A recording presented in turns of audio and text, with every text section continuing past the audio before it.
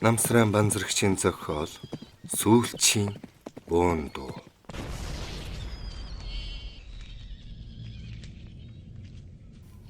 Ёсдгээр хэсэг. Богдын хүрээ өтгөн утаа манан уур цан думбаж элчин харьсан өвлийн нар тэрхүү утаа манан дундаас мултарч чадалгүй тарчлан тийчилж байгаа юм шиг ялтулцсан. Тэнгэрт малгайн чинээч үлгүй цэлмэгч гисэн багшрын нүгэлтэх утаа мананд нарны гэрэл саарч бүрхэг өдөр мэт санагдана. Бараа сүрээр хол ойрхны гайхуулан бишрүүлдэг Жанрайскийн өндөр дугны алтан ганжир тодоостод гялалцсан байхаач болсон юм шиг. Хан уулын оройдох дунд цагаан цас үнсэн саарл өнгөтэй болчихсон ч юм шиг. Хашаа байшин гудамж зээлийн газар царай зүсэн алдж нэг л хачин баргар цэвэн болжээ.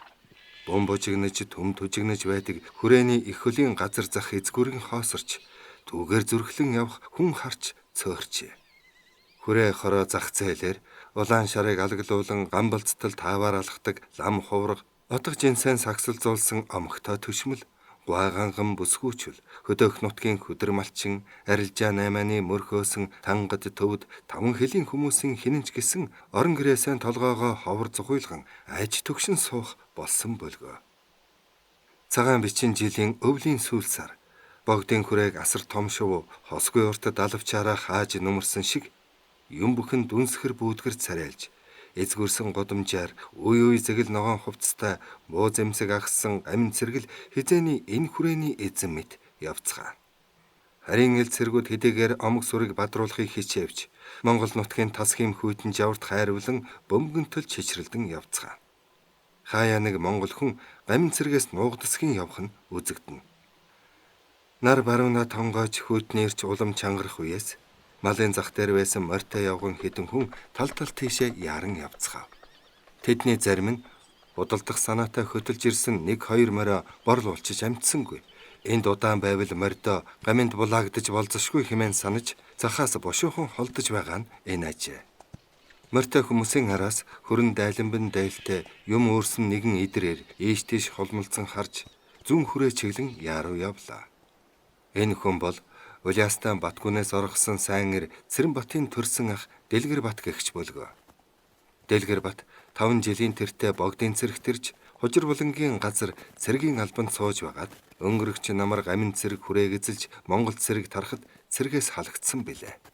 Дэлгэр Бат төржсэн нутаг орон өнчин дүүгээ орхиж алсын моринд дөрөөлөхдөө цэргийн алба гэгч хугацаагүй хүнд хүчрэ болохыг мэдээгүй явсан юм.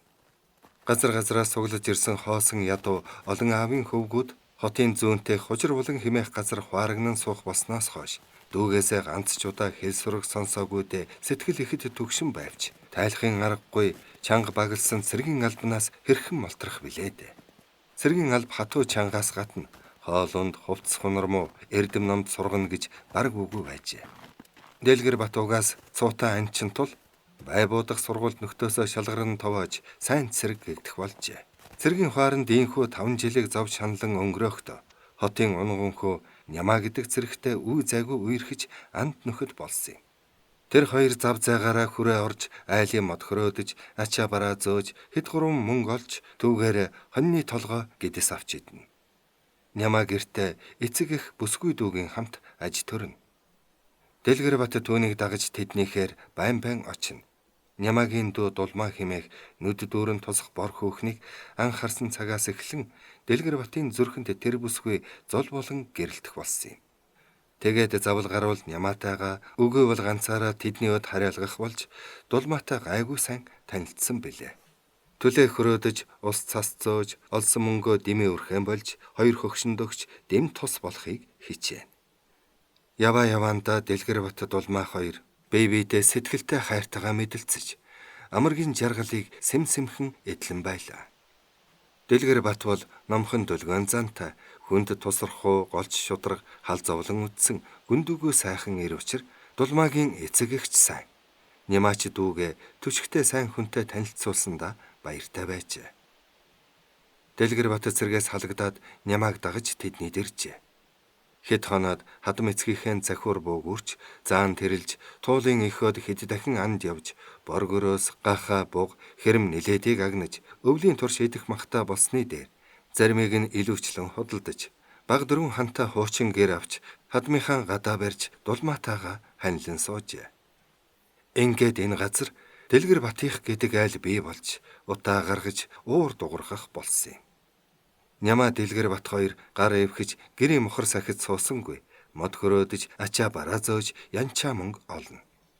Харин сүүлийн үеэс хүрээг эзэлсэн гамин цэрэг омогтой ширүүн болж энд тэндгүүд эрэм тонол хийж гэмгүй улсыг хөнөөх нь олширсан тул гадуур гарахаач болжээ. Дэлгэр Бат өнөөдөр зүрхлэн байж малын захаар дөнгөж дайрч хэдэн чин гурил олж аваад гэр өдөө яаран явж байгаа нь энэ билээ. Замдаа гамин цэрэгт очиж дайралтсангүй яаран явсаар гэртээ ирвэл хужир болонд хамт цэрэгт байсан гинтэн заан хэмээх ханхар том ир ирчихсэн Нямаатай хуучилж байлаа. Дулмаа халуун цайгаар тэр хоёрыг зочлон бас гөрөөсний мах чанаж байв. За түнш минь хаачаад ирэв гэж гинтэн асуув. Дэлгэр Бат зүүн хоймроо завилан сууж захаас чаал гурил олж ирлээ гэв. Гамингийн эргүүлтэй тулгарч мөнгөө бул алгасангүй юу гэж гинтэн дахин асуувал Дэлгэр Бат инэвхээлэн бол алгах янчаа мөнгө ч юу байх вэ? Гэхдээ ажил явлаа гэж хариулв. Муу сан гамин чанд рууш бүр галзуурч байх шив. Өчиг тэр малын зах дээр 8 хийж байсан хэдэн хүний баахан адуг булааж авсан гин. Хашаа хороо хэсэж өнгөтэй өөдтэйг дээрэмдэж байгаа алдуулдах юм гэж гинтэн зан ярьлаа. Таныг нутаг орондоо бутсан байх л гэж бодож байлаа шүү. Хүрээнд байсан би гэж Дэлгэр Бат хэлбэл гинтэн нүрэн илж нутгаадан явж амжаагүй л байна. Манай хушуу онон голын хаваар бас хөлөвмөнтэй дуулдана. Оросын цагаан намын цэрэг хэл хязгаар нутгийг түвэн сандаргаж байгаа дуулдахаар тийшээ явах гэж нэг их яарсангүй. Гэхэд Дэлгэр Бат Няма хоёр цагаан намын цэрэг гэж бас юу гараад ирвгэсэн байртай гиндэн өд нэг зэрэг харлаа. Орос оронд хэдэн жилийн өмнө хувьсгал гарч төр эргэж эзэн хаана хаан ширээнээс нь авч хайсан гэн гэж биднийг цэрэгт байхад дуулдаж байсан шүү дээ. Хаанаа авч хаяад хувьсгал хийсэн нь улаан Орос юм гин. Хааны талынх нь цагаан Орос юм гинэ. Тэгээд Орос гүрэн улаан цагаан болж хэдэн жил дайтаж байгаа юм байна. Улаан намынх нь асар олон сая жива хүнтэй их хүчрхэг юм гинэ. Тэгээд улаан намын цэрэгт хөөгдсөн цагаан намынх нь дорн зүг рүү зугтаж яваад багтаж хингэх газаргүй болж зарим нь манай нутаг руу цөмрөн орж ирээд байгаа юм байхаа гэж гинтэн тайлбарлав. Тэр улаан намынхан гэдэг чинь эзэн хаан бурхан шашнаа устгасан буруу номын улс гэж ярилцах юм гэж Няма бусдаас дуулж сонсноо хэлбэл гинтэн зан инээмсэглэн буруу номт нь ч юм уу зөв номынхын ч юм уу хэмэтгэв. Миний лавтай дуулж мэдсэн нь бол тэр улаан Орос гэдэг нь хаан эзэн ноёд баядаа хөөн зайлуулж хүн зон нь ижил тэгшэрхтэй болж хар зард засаг төрийн эзэн болж баян хоосон гисэн ялгаа байхгүй бүгд л жаргалтай эрх чөлөөтэй ажил төрхийг зориг болгосон ариун тангарахтай улс юм гинэ. Харин тэр цагаан нь бол хаад ноёдынхаа булаагдсан эрх ямбыг эргүүлэн авах гэж тэмцэлдэж байгаа юм гин хэмээн дахин сэнхрүүлэн хэллээ. Тэгвэлч харц ядуу бидэнд ээлтэй юм шив дээ. Манайд бас улаан намынхан байгаа юм болов. Ардын намын 7 хүн улаан Оросоос аврал тусламж олохоор явсан ч гэх шиг тэдний ухуулан зарлах бичиг Сэлэнбүүгийн яамны өөдөнд наасан байнч гэх шиг хачин юм дуулдах боллоо гэж Дэлгэр Бат хэлбэл биднийг хужир болонд байхад гоймон баатар сүх гээд шалмгай зоригтой сумангийн дарга байлаа шүү дээ. Тэр сүх санал бодол нийлсэн 7 хүнтэй ардын нам гээжийг байгуулад улс орноо гамингийн эзэрхийллээс салгах гэж улаан Оросоос тусламж гуйхаар явсан нь үнэн. Тэр ардын нам гэдэг нь харц ядуу бидэнд эрх чөлөө эдлүүлж Монгол улсаа гамингийн дарлаас гаргаж улс гүрнээ мандуулах их хэргийг үүсгэн явуулах гэж байна хэмээн гинтэн хэлв. Юу та санаа хэрэгв? Сүхгай чих ухаантай цэргийн эрдэмд боловсрсан сүрхий хүндэ санаж бодсон нь лав бүтэн. Тэр үүсгэн явуулах гэж байгаа ардын намын ажил үйлстэй жирийн бид хүчин туслалцаж болохгүй л байх та гэж Дэлгэр бат хэлбэл гиндэн чухмал ийм үг сонсхийг хүсэж байсан тул өндөс хийж боололгүй яах вэ? Ардын намын ажил үйлсэд жирийн ард бидэл оролцож хүчин зүтгэх ёстой юм. Ялангуяа Сүхбаатартай хамт цэргийн хүн талбайг хааж хал зовлон үдсэн хашир цэрэг бид энэ ажилд оролцохгүй бол хэн оролцох вэ? Гэв. Дэлгэр бат түүнд ойртон сууж тэгээд бид яах вэ гэж лавлав. Ардын нам улаан Оросоос тулсамж олоод хойд хилийн Хаагт хотын орчим журмын цэрэг элсүүлж байгаа. Хуучин цэрэг бид тэрхүү журмын цэрэгт элсэх нь зөө бизэ гэж гинтэн хэлв. Тэгвэл гуруула тийшээ явъя. Цаг төр төвшингүй байхад эрд цэргийн улс бид элгээ тэврэн гараа авхиж сууж таарахгүй гэж Дэлгэр бат хэлбэл би одоохондоо явж болохгүй байна. Та хоёроос юугаа нуух вэ? Сүхбаатар намайг энэ хүрээнд нэг хэсэгтэй байх нь чухал гэсэн байгаа. Та хоёр л явбал зүгээрсэн гэж гинтэн хэллээ. Дэлгэр бат хэсэг зур бодол болон байснаа. Монгол улс тусгаар нэгэн гүрэн байж болохгүй гэжв. Богдыгоо хаан эзэнд өргөмжилж бүхэл бүтэн улс гэж арвааджил болж байтал хар хятадын цэрэг халдаар ирж төрийг минь мөхөөж эрд цэргийг нь тараана гэсэн чинь юу болж байна? Арай дэндэж байгаа юм биш үү? Монгол хүн хизээний зоригтой хиймэртэйсэн. Зэвсгээ хураалгаагүй бол нэгэн санаа нийтийн зоригоор босож тэмцвэл муусан гаминг их нутгаасаа хөөж чадалгүй яах. Би хэдэн жилийн өмнө Хатанбаатар Магсаржав Гойнбаатар сүх нарын захиргаанд зүүн хязгаарт хар хятадын цэрэгтэй дайтаж явлаа. Хятадууд чинь Монгол цэргийн ууха Монгол морины туурай тажигнахаар ухаан алдах төхөөдөл тал тийшээ бутардгийн бэлээ гэж ярьлаа. Няма хөргөн гинтэн зан хоёрыг ээлжлэн харснаа. Ямар гэч зөвүүн цаг болох нь нэвдэ. Улс оронд минь аюул учирсан үед цэргийн харцуул бид зүгээр харж суухгүй нь лав л да. Гэхдээ байдал хаашаа болох нь? Хэд хоногт харзнаа нь байгаа гэж хаширлан өгөөлөв. Гинтэн тэр хоёрын бодол саналыг сонсоод зорж ирсэн хэрэг бүтгэн гэж санаа амрав. Эд маань Хаагтын зүг лав явна. Би Сүхбаатарынхаа найдаж загсан үгийг биелүүлж эхлэх нь энэ шүү дээ.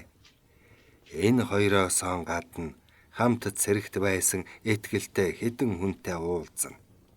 Онон хаваар хязгаар нутг руу цөмөрч ирсэн цагаан намын цэрэг хайчих нь. Бид хоёр сүрхээ дайсантай тулах нэ гэж бодож байлаа.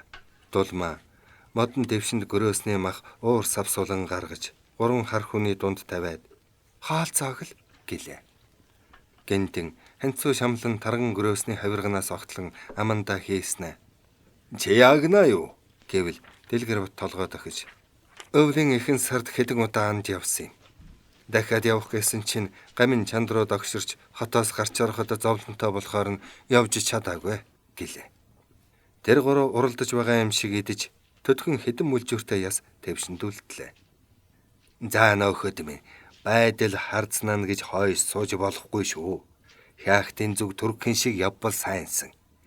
Ямар нэг юм болвол би хэл хүрхийг бодно гэж гинтэн хэлээд бослоо. Дэлгэр бат тоонууд харснаа. Нар шингэхдөгч та хоноод явахгүй мó? Өөрөө өдөш ганцаар явах осолтой биш үү гэвэл зүгээр надаас гамин айдгийм гэж гинтэн инээмсэглэн хэлээд гэрээс гарав. Дэлгэр бат Нямаа хоёр түүнийг хашааны хаалга хүртэл үдээд хаалгаа сайтар бэхлэн төгжжээ. Шүн дунд хэвээсэн хойно гинэт буу пижигнээд явчихав. Сайхан унтаж байсан Дэлгэр бат зочихдоо босон харайхад дулмаа муухай орлон өндийлөө. Дэлгэр бат түүнийг тэврэн авч "Чи минь битгий сандар буудалцаж байна" гэв. Боондоо уу ширүүлэн пижигнэж ноход улилдан шуугин. "Юу болох нь нэв?" гэж очиргүй айсан дулмаа хоолой чичрүүлэн хэлээд элгэнд нь наалдав. Дэлгэр бат айс сандарсан ихнэрээ чанга тэврэн юу гэж хэлэхээ мэдэлгүй хэсэг сууж байснаа. "Энэ лав моёр. Гамингууд өвөр хоорондоо тулмааргүй юм. Манай монголчууд гаминтай үзэлцэж байгаа юм биш байгаа" гэд босож хувцлахад дулмаа түүний ханцоонаас бариад "Чи гаачих нь" гэлээ. "Гарч харъя. Чи хэвтэж бай гэж Дэлгэр бат хэлээд гэрээс гарав. Гадаа алхмын цаадах юмч харагдахгүй тас харанхуй ажээ. Хүйтэн салхи хүй үлээж хормой хоц хийсгэн. Зүүн хойно нилээд зайтай ширүүхэн буудалцах нь сэлбийн их дамбад аржаалан хийдийн хавцаа юм шиг санагдана. Буундуу нэгэн үе ширүүлэн, нэгэн үе намдаж, холдож ойртотч байх шиг. Буудалцах чимээнээр зүүн гэрээс нямаа гарч ирээд "Юу болох нь энэ вэ?" гэж шивгэнэв. "Харин тийм ээ, мэдэх юм алга" гэж Дэлгэр бат хариулав.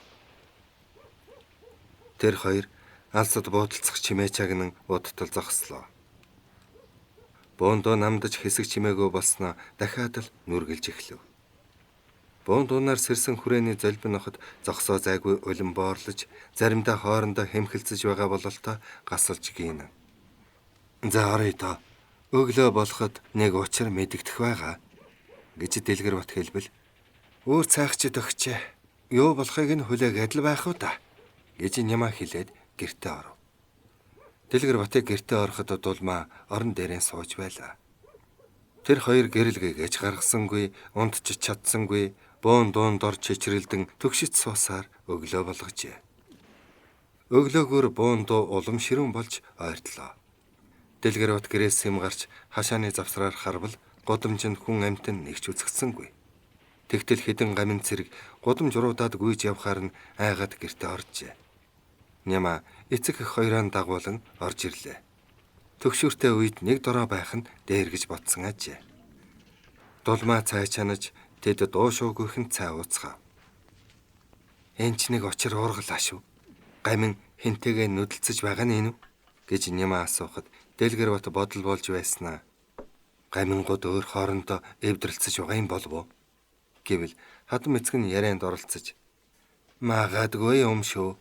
Монгол биднээс дээрэмдэж авсан олзоон булаацалдаж, золбин ноход чиг бие биенээ хэмлэн уралцаж байж мэдх юм" гэлээ.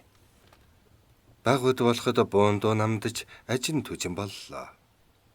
Тэгтэл хүн хаалганууд хүмүүсийн царай хачин болж бие биеэ харцгаав. Дэлгэр бат чагнаж байснаа. "Лавлгам биш. Таних хүн байх" гэд гэрээс гарвал нямаач дагалдав. Тэр хоёр болгоомжлын явсаар хашааны хаалганы дэргэд ирвэл "Бошуухан хаалгаан тайлаарай" гэсэн танил дуу гарахаар Дэлгэр бат онсоо яаран болтолвол гэнтэн зан харайн орж ирэхэд нямаа хаалгаа бошуухан хаачгав. "Та байсан би. Бид айж сандарчил байлаа. Юу болж байна?" гэж Дэлгэр бат асуувал "Их сони юм болж байна. За, гэрт орж тухтаа ярилцъя" гэж гэнтэн хэлв. Тэр гурав гэрт цувралдан орлоо. Гэнтэн баруун хойно суухад дулмаа түүнд халуун цай барив. Гэнтэн цайгаа яаран байж уучхаад гэрдэх хүмүүсийг толгой дараалан харж "Цагаан намын борон жанжин гэгчийн цэрэг хүрээнд халдан ирж гаминтай байлдаад хөөгдөн бутсан гинэ. Борооны цэргүүд хүрээг эргэн тойрон бүстэн хаасан гэж дуултна" гэв. "Тэгээд гамингууд ягаачгүй юм болов уу?"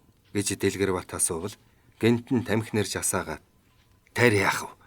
Хүрээг борон жанжны цэрэгт алдахгүй гэж сүрхэл эсэргүүцэн тулалцсан байх. Энэ тулалдаанч хэдэн өдөр үргэлжлэнэ визээ. Болгоомч тойл байцгаа. Зэрлэг сомонд өртөхгүй. Гэр орноос ангарсныг хэрэггүй" гэв. "Гамин хүрээг алдахгүй байцээ. Энэ хятад цэрэг чинь шоргоолц шиг олон юм гэсэн" гэж нямаа хэлбэл гэнтэн түүнийг хялмхийн харж "Тэгжиж магадгүй. Гамин олонч гэсэн борон жанжны цагаан орос цэрэг буу завсэг сайтай олон удаа дайтаж сурсан. Бас тэгээд хошуудаас эдэрчүүдийг олноор нь цэрэг татсан гин. Тэгэхэр гамингууд тэсэхгүй биз" гэв. "Хаашаа явах юмсан? Ардын намынхын юу болж байгаа бол сургаажиг байна уу?" гэж Дэлгэр бат асуувал "Ардын намын журамт цэрэгт хойд хэл орчмын харуулаас анчин гөрөөчн улс ээлсэж байгаа дуулдана. Та хоёр хэд хоногтой явж болохгүй. Борооны цэрэг хүрээний талд байгаа болохоор тэдэнд баригдвал бүр хэцүү юм болно. Байдлыг харзнах хэрэгтэй байх" гэж гэнтэн хэлв. "Цөвөн цаг болох нэ. Энэ хүрээнд өдөө болтол суухта дайн дайжин гээчиг үзээгүй юмсан" гэж нямаагийн ав хэлээд санаа алдав. "Манай Монгол баян тансаг болохоор л Харь орны шунхаа амьтад шунаж ирээд өвөр хоорондоо булаалдаж байгаа юм. Гэлээж тэд манай нутагт удаан байж чадахгүй бизээ гэж Гиндэн хэлв. Гиндэн гой тэр борон жанжин гэдэг чинь ямар хүн юм? Яах гэж гаминтай тулдаж байгаа юм бол? Гэж Дулмаа хэрэгт дурлан асуувал Гиндэн түүнд хандан. Хэдүүн ярьж байсан улаан орстоо хөөгдөн багтаж ингэх газаргүй болсон цагаан намын орогдлол доо. Тэд хүрээ гамингаас булаан авч Монголын ард түмэн биднийг л тонон дээрэмдэх гэж байгаа юм. Тэд чинь гамингаас ч дор ширүүн авирлаж мэдэх юм. Гэвэл Дулмаа бурхан минь гэж дуалтлаа. Гамин гэдэг чинь богд гэгэнийг хар гэрт хорсон гэж үнэн үү гэж Нямаа асуув. Дэм гинэ. Богд хаан жалхан цутагт Хатан Баатар Манлаа Баатар гэдэл манай хамаг эрх мэдэлтэй улсыг хар гэрт хорж байгаа дуулдана гэж Гиндэн хариулв. Дэлгэр Батын хилэн бадарч муу сан чанд руу хийсэж арилах цаг нь болоод л тэгж галзуурч байгаа юм. Тэднийг одоохон л хөөж зайлуулах юмсан гэд өндөлцөв. Гамин чанд руу цагаан намын цэрэг үгүй ерөн зүсэн зүйлийн дайсан холилдож хэцүү цаг болох нь. Хизээ хийсэн үеийн үр юм бол та гэж Дулмаа ирчүүлийн ярианд оролцоход бидний хийсэн үеийн үр биш ээ. Зөвхөн манай Монголд ч биш дэлхийн ертөнцийн олон улс гүрэнд дайн тулаан болж ядуу зүдүү ард олон эрх чаргалаан олох гэж тэмцэлдэж байгаа юм гэж Гиндэн аль болохоор ойлгуулах гэж оролдов. Шамбалын дан гэж нь болох гэж байгаа юм байлгүй гэж Нямаагийн эцэг хэлв. Цаг төр төвширч харийн дээрэмчэд устан арилж амар жимэр амьдрах цаг удахгүй ирнэ гэж Гиндэн өгөөлөв. Цагаан сарын шин дээр хацар хайрсан хүйтэн жавартай байлаа. Богдын цагаан ордноос доохноор туулгалын хөвөнд аянчны хөх майхан аясын салхинд дэрвэлцэн. Майхан тойруулж уйсан 10 гаруй тэмээ тавтаая хэвэн хэвтэн. Майханд нэг өвгөн залуухан бүсгүй, бас 2 хар хүн 3 чулуу тулж жижигхэн тогоо тавьсан гал тойрон сууж цайлж байлаа. Өвгөн цай уух зур бодол болсон нүдээр галын дөл ширтэж байснаа бүсгүй өд зүрхсэн янзтай харж. Хүрээнд чи нэг хоног байхын аргагүй боллоо. Цагаан намын борон жанжны их цэрэг гаминг дайлж хүрээг эзэлж авсан гин. Тэр цагаан жанжин богд гэгэнийг гамингийн хар гэрээ суллаж авсныг бодоход аж тустай бурхан хүн болол та. Бэд чи богдод мөргөж чадсангүй тэмээ мал менч өл хоолоор тасрах нь. Шөнө бүрэл буун дуу тасрахгүй яасан ч хэцүү юм гэж өглөв. Өвгний инхүү ярихыг чагнаж суусан бүсгүй гүнзгий санаа алдаж. Би буцаад явна гэхэд хэцүү. Энд үлдэн гэхэд хаан толгой хорогдох нь мэдэхгүй вэ гэд нүдэнд нь нулимс мэлтэгнэв. Өвгөн мөн санаа алдснаа. Охин минь бэд чамд тус болохыг л бодно. Өнөө 2 маанч ямар нэгэн сураг гаргаад ирж мэднэ. 1-2 хоногтой ирлээ уулмал сайн үргэлжлүүлнэ. Усанд хайсан чулуу биш амьд хүнийг олж бололгүй яах вэ гэж бүсгүйг тайтгаруулах санаатай хэлжээ. Тэд цайгаа уучхаад 2 хар хүн нь тэмээнхэн хэвтрийн хөлдөө хорголыг зайлуулахаар гарлаа. Өвгөн галын хажууд хажуулав. Бүсгүй галын тул ширтэн гөлрөнө. Эдгээр хүмүүс бол алс хол Улиастай хотоос өвлийн ихэнх сард богдод мөргөхөөр явсан мөргөлчд юм. Бүжин лам түшигтэй сайн хүмүүсийн ивэлд огт зовлгүй олон хоногийн урт аяныг амар мэнд туулж богдын хүрээнд ирээд арбат хонжээ. Энэ хооронд амар хайрт хүнийхэн төрсөн ах Дэлгэр Баттай уулзна гэж бат санаж явсан нь төм түжигнэж бум бужигнсан хүрээний шоргоолт шиг олон хүн дотроос түүнийг олно гэдэг өвсөн тайсан зүү хайхтай адил болсныг мэдээд сэтгэлээр унан гунхирхаас хэтрэхгүй болжээ. Гинэн хонгор бүсгүй богдын хүрээг сургаар сайн мэдэх боловч ийм том учир начир нь олдохгүй хөглөрсөн их хот гэж сансангүй. Хотын зах хязгаар нь хаана байдгийгч мэдхийн аргагүй санагдана. Улиастай хот бол арын хаттай толгой дээр гараад харахад бүхэл хот нүдэнд багтаж алган дээр мэт илхэн байдаг ажээ. Хэд хоногийн өмнө хамт ирсэн 3 хар хүний хамт тэмээгийн өвсөлөхөр хотын өмнөх модтой өндөр уулын баруун талаар явж байхдаа уулууд нилээд өгсөд харвал хотын зах нь харагдсангүй. Уулан дээрээс харахад намхан шавар бараан хашаа байшин, тод цагаан өнгөтэй нилээд өндөр байшин, тал тийшээ махирлан одсон тоо томшгүй олон гудамж, алтан ганжиран гялалцсан сүм дугн хэмжээ хязгааргүй юм шиг ирээлж бараалан байжээ. Бүжин лам өвгөнтэй хамт Дэлгэр Батын цэргийн алба хааж байсан хужир болон хэмээх газар очижээ. Тэнд хаарагнаж байсан Монгол цэрэг өнгөрсөн намар тарж орон нутагтаа тэмцсэн гэж тэр хавьд байсан нэгэн өвгөн хэлжээ. Цэргүүдийн сууж байсан олон шавар байшин эзгүүрч хаалга цонхон эвдэрч онгойсон харагдах нь нэн эвгүй байлаа. Тэгээд л Дэлгэр Батыг нутгийн зүг ботсон байх гэж санаад тун чурамгүй байж байтал нэг өдөр зах дээр өвгөнтэйгээ хамт явж байгаад өвгний танил нэг хүнтэй дайралджээ. Тэр хүн Дэлгэр Баттай хамт цэрэгт цуг байсан гэх бөгөөд түүнийг нутаг орондоо буцаагүй. Энэ хотод би эхнэр хүүхэдтэй болсон гэсэн тодорхой сураг сонсож машид баярлжээ. Түүнээс хойш Дэлгэр Батыг өдөр дараалан хайсаар байлаа.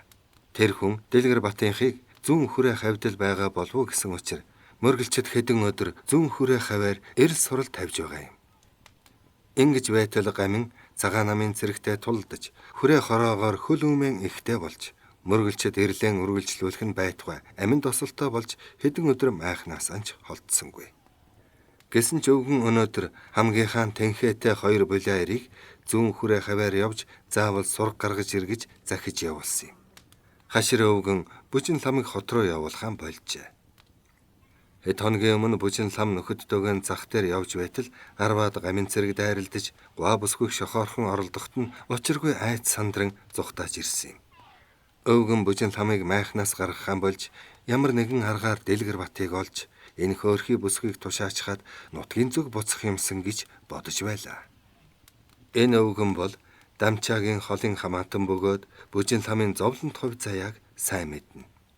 Тийм ч учраас түүнийг Дэлгэр Баттай заавалчгүй уулзуулж өгнө гэж Дамчаад ам алдсан учраас үхлийн сум шүнгэнсэн газар зүрхээ чангалан байж тэрхүү үл олдох хүнийг цөхрөнгөө бартал ирж хайсаар байгаа нь энэ билээ. Мөргөлчдийн ганц зорж ирсэн зүйл нь богдод мөргөх байлаа. Гэвч богд хаан гамингийн шоронд байсан учраас тэдний хүсэл мөрөөдөл талаар болжээ. Харин баруун жанжин богдыг гамингийн шоронгоос булааж авсан гин гэж сураг сонсоод өчигдөр богдын ногоон ордны хаваар очиход бууз эмсэгтэй хөнхөр ногоонуудтай Орос цэрэг ногоон ордныг эргэн тойрон бүслэн хааж улаан хөлтэй амтан ойртуулах янзгүй байсан бөгөөд айгүй бол хэл мэдэхгүй Орос цэрэг буутчих магадгүй байсан тул мань өвгөн нөхдөө дагуулan бошуухан болцсон юм. Бүжин лам өглөө явсан хоёр хүнийг бошуухан ирээсэ гэж хүсэж байлаа. Хэрв тэр хоёр маань ямар нэгэн сураг гаргаж чадалгүй эргэж ирвэл яах вэ? Энэ улсыг л зовоож гүйцлээ. Эд чинь ганцхан намайг л бодож саатаж байна. Энд удаан байвал амь насанд ч осолтой байж мэдхин. Эдэнтэй хамт нутаг оронтой буцлаа гэхэд өнөө Данжаатын дүүгийн эхнэр болохоос өөр замгүй. Энд үлдэнэ гэхэд хаан толгой хорогдох вэ? Хэрв танд айл амтан байвал хэд хоногч гэсэн толгой хорогдож байтал Цэрэн Бат минь хүрээд ирхсэнтэй. Тэр минь ирвэл би хаанч газардахгүй. Гэлээч цаг төрөх ямарч дайн тулаан болох төлөвтэй гэж эднүс маань ярих юм. Ингэж яваад дайны хөлд сүйдвэл бас тоогүй юм болно гэж гониглон бодож суутал хөлдөө газрыг бөмбөрдөн морин туурай тажигнав. Өвгөн энэ чимээнээр өндийлөө. Гадаа байсан хоёр хүний нэг нь майхны үүдээр шагааж буу зэвсэгтэй морьтой олон хүн ирж явна гэлээ. Өвгөн гараа газар тулан босож майхнаас гарахдаа чи бэтгий гараараа энэ муу дээлийг номроод хэвдэж ба гэж хэлээд Бүжин лам мод хуучин дээл чулуудав. Түүний гуа үцгэлэн аминд нь хүрэх аюул даллаж мэднэ гэдгийг хашир өвгөн сайн мэдэж байжээ. Өвгөн майхнаас гарвал арваад морьтой улс айсвэ. Сарвчлан харвал сэгсгэр цагаан малгайтай буу зэвсгэн наранд гялалцсан Орос цэргүүд жолоо хумилгүй давхин ирээд майхны үүдэнд мордийнхаа амыг татан зогслоо. Даргалж яваа хүний морин зэгсэн омглон бололтой тогтож ядсан байв. Тэр Орос ноён богинохон ташуураа гоцолцуулан өвгнийг зааж хэдэн үг хэлснэ Тимэдийг заав. Өвгөн хэлийг нь ойлгоогүй ч гэсэн Тимээг нь авах гэж байна гэдгийг гадарлаад огт ойлгоогүй хүн болж толгой сэгсрэн инех гэж оролдов. Тэгтэл морьтой хүмүүс дотроос монголчууд царайтай зэрэг гарч ирээд өвгөн гой манай баруун жанжны цэргүүд танай Монголын эзэн Богд хааныг дахин ширээндэн залж их Монгол улсыг байгуулж бурхан шашныг мандуулж байна. Тийм болохоор энэ хэдэн тэмээг их зэргийн хэрэглэлд авлаа гэж манай ноён дарга айлдаж байна гэлээ. Өвгөн тэр монгол хэлтэй хүнийг хөсөж гуйсан нүдээр харж баруун гараа элгийн тус газар аваачин мэхээснэ. Хүүхэ бид алс холоос богдгэгэнд мөрөхөөр ирсэн ятуу хоосон мөргөлчд. Унаа малаасан салж энэ хөхөө өвлийн хүйтэн хөр засны хайрууд яаж буцах вэ? Өршөө хайрлаж бидний хэдэн эцэнхий тэмээг үлдээж өгнө үү гэж ноёндан айлтгаж өгөөч гэв. Орос ноён ташуураа чичлэн муухай хашгирав. Өвгөнгөө олон үг болж байж амны гарц чинь болох вэ? Манай ноён их ууртаа догшин хүн шүү гэж монгол хэлд хэлжээ. Орос цэргүүдэд даргынхаа дохиогоор мориноос үсрэн бууж эвдэж байсан тэмээдийг нь босгож бурамтгийг нь тайлцгаав. Өвгөн харга барж Орос ноёны ханцуунаас зуурч "Ноён дайц минь өршөөж хайрал" гэж ойлгонон хэлбэл Орос ноён огт дуулсан шинжгүй тэмээдийг шилж сонгон хоёр туранхай тэмээг голж орхилоо. Оросууд бусад тэмээг нь туугаад явчихв. Мөргөлчөд эсэргүүцсэн тэмцэлдээд амны гарц болох байсан тул дэмэл гаслалдан үлджээ. Оросуудыг холдсон хойно бүжин лам майхнаас гарч ирээд "Миний л уршгаар та бүхэн энд саадж байж ийм гай тунлаа. Одоо яана?" гэвэл өвгөн хэнгэнтэл санаа алдаад "Хаанаас та охин минь? Бид бүхэнд дайрсан гай шүү дээ. Амьд минь түлдэсэн нь дээдийн заяа" гэсэн боловч хүн таних гуй газар мэдэхгүй холын нутагт бас дайн дажинтай үүмэний үед яаж орон нутгатаа тэмцэх билээ гэж машид шаналн байгаа нь илт байлаа. Зовлон дунсан тэд дуу шууч үгүй майхандан орцгоож бие биеэ ч зүрхлэн харж чадалгүй баргар царайлан сууцгаав. 9-р хэсэг төгсөв.